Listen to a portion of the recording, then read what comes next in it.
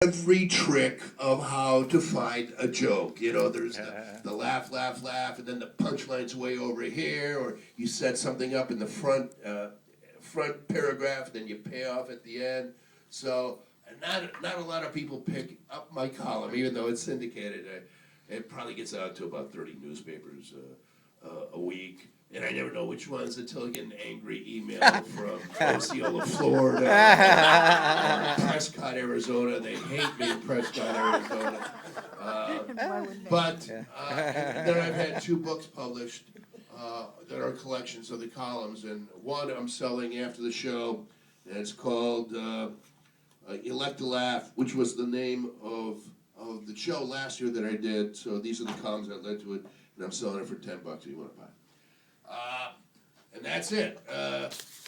Cantu, when I first got to San Francisco, I got here November 4th, 1979, because I started doing stand-up on November 4th, 1974, and I got married on November 4th, 1981. So I remember that day, November 4th. And I got to San Francisco, and I did comedy the first couple days.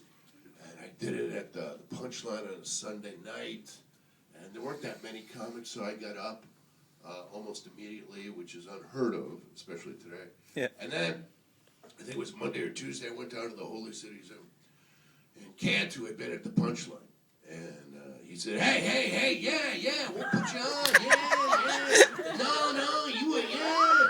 And he was great. So I was going to follow Mike Pritchard. I don't know if you know Mike. Mike Pritchard is 6'4". He was in the Army in Nam. He was a paramedic.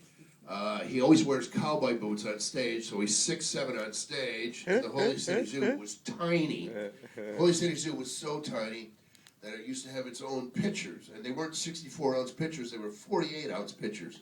And he would grab, this is how he opened up his set when he still drank. And he stopped drinking in like 1982 or 83, but first time I hit stage at the zoo, and he's wearing cowboy boots, and he's on this tiny stage at the Holy City Zoo that sat maybe, the legal limit was 47, but you might have packed more people in there because it was just tiny, just a beer and wine joint. And smelled like beer. And it was all wood and dark and cozy and a comedian's clubhouse. But he's monstrous on that stage, and he's got this pitcher of beer, and it's a foreshortened pitcher, so it's dwarfed in his hand, and he looks like a gargoyle. And his opening line was, "This is everything I learned in college," and he chugged the pitcher of beer. That was his opening. Well, you can imagine. We love this guy.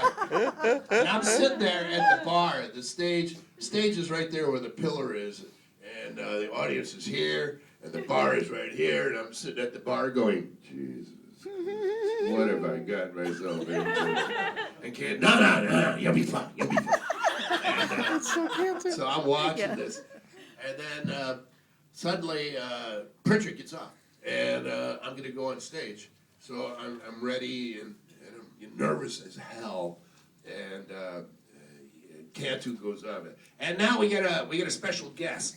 We got somebody who just came in for a couple minutes with a little guest set. Ladies and gentlemen, Robin Williams.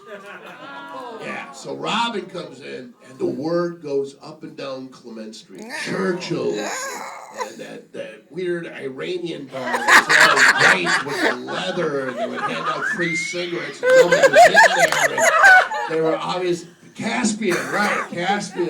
And then there was the bar that started with the V and Max's 540, and people started pouring into it. It was like the Twilight Bark in the Disney movie, Lady and the Tramp. You know, the Twilight Bark went out all up and down, and people streaming into the zoo and pushing to the back, and the clock, and you know, before there might have been 15, 20 people. Now the pageant and the going out the bar, going out to the door in Clement Street, it's people are hanging over, looking over me, and he's hysterical, Robin, and he's sweating like a pig, And after Pritchard was sweating on stage, I mean, there's a pool of sweat there.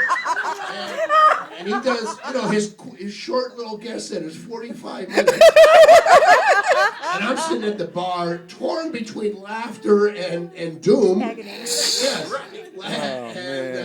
So he finally finishes, and I'm trying to figure out what am I going to do, and I get up off the stool, and I start, and I can't get to the stage because so many people are leaving after Robin that I'm like going upstream, and so Cantu had parked himself over there. So now we got this kid from the Midwest. I don't know where he's from, Milwaukee, Minnesota, or something.